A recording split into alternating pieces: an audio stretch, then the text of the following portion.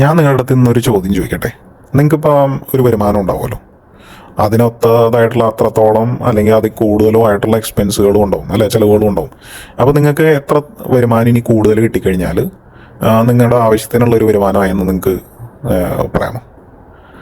ഇത് ശരിക്കും പറഞ്ഞ ഒരു രസകരമായിട്ടുള്ളൊരു ചോദ്യമാണ്. ഈ ചോദ്യത്തിന് ഉത്തരം കാണാനായിട്ട് US-ലെ ഒരു കൂട്ടം മനഃശാസ്ത്രജ്ഞർ എന്ത് ചെയ്തു എന്ന് പറഞ്ഞു കഴിഞ്ഞാൽ പല വരുമാന ലെവലുകളുണ്ടല്ലോ. അതായത് ഇപ്പോൾ 50,000 കിട്ടുന്ന ഒരാൾ മാസം, പിന്നെ 5 ലക്ഷം മാസം കിട്ടുന്ന ഒരാൾ, 1 ലക്ഷം കിട്ടുന്ന ആൾ, 5 കോടി കിട്ടുന്ന ആൾ, ഇങ്ങനെ പല ആളുകളെ എടുത്തിട്ട് അവരിലൊരു ടെസ്റ്റ് ചെയ്തു. അപ്പോൾ അവരുടെ അടുത്തൊക്കെ ഈ ക്വസ്റ്റ്യനാണ് അവർ ചോദിച്ചത്, എത്ര വരുമാനം കിട്ടിയാൽ നിങ്ങൾക്ക് ആവശ്യത്തിനുള്ള വരുമാനം. അപ്പോൾ എല്ലാവരും പറഞ്ഞത് ഞാൻ എനിക്കൊരു 20-30% കൂടുതൽ കിട്ടിക്കഴിഞ്ഞാൽ എൻ്റെ ആവശ്യത്തിനുള്ള വരുമാനമായി, കാരണം അത്രത്തോളം ചിലവുകളുണ്ട്.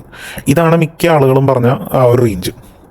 അപ്പം ഇതിൻ്റെ ആ ഒരു ഫാക്റ്റ് എന്താണെന്ന് വെച്ച് കഴിഞ്ഞാൽ, നമുക്ക് എത്ര വരുമാനം വന്നാലും അതിനോടൊപ്പം തന്നെ നമ്മളുടെ ചിലവുകളും ഓട്ടോമാറ്റിക്കലി കൂടും.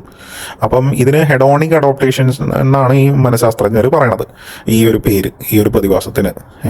അപ്പം നമ്മൾ എത്ര ഇൻകം കൂടുന്നു, അതായത് ഇപ്പം നമ്മളിപ്പോൾ 50,000 ഉള്ളപ്പോൾ നമ്മൾ എക്കണോമിക് ക്ലാസ് ഫ്ലൈറ്റ് ടിക്കറ്റ് ആയി കൊടുക്കണം, പക്ഷേ അതേസമയം 5 ലക്ഷം ഉള്ളപ്പം നമ്മൾ ഫസ്റ്റ് ക്ലാസ്സിന് പോകാനായിട്ട് നോക്കും. അപ്പോൾ അത് ഓട്ടോമാറ്റിക്കലി നമ്മളുടെ എക്സ്പെൻസുകളും നമ്മുടെ ആ ഒരു ലിവിങ് സ്റ്റാൻഡേർഡും എല്ലാം കൂട്ടും.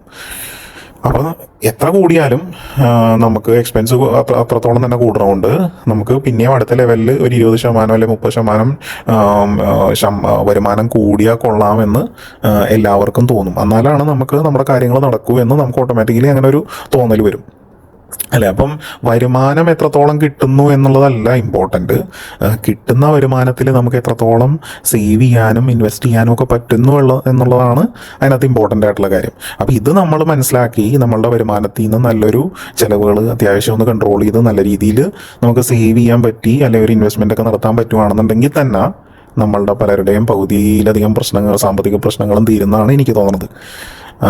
അപ്പോൾ നിങ്ങളുടെ അഭിപ്രായം എന്താണ് ഇതിനെക്കുറിച്ചൊന്ന് താഴെ ഒന്ന് കമൻറ്റ് ചെയ്യുക.